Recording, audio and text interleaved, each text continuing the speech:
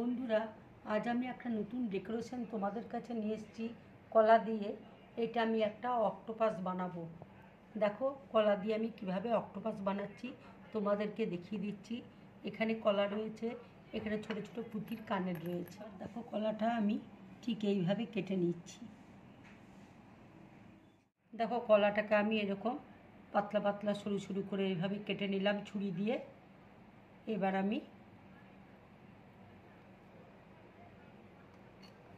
কলাটাকে এইভাবে কেটে নিচ্ছি।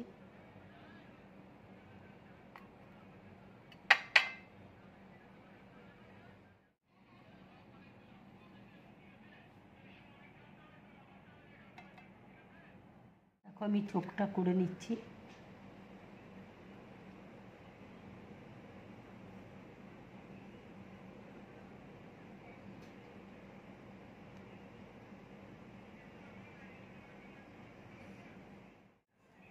দেখো টমেটো দিয়ে আমি ঠোঁটটা তৈরি করে দিয়েছি।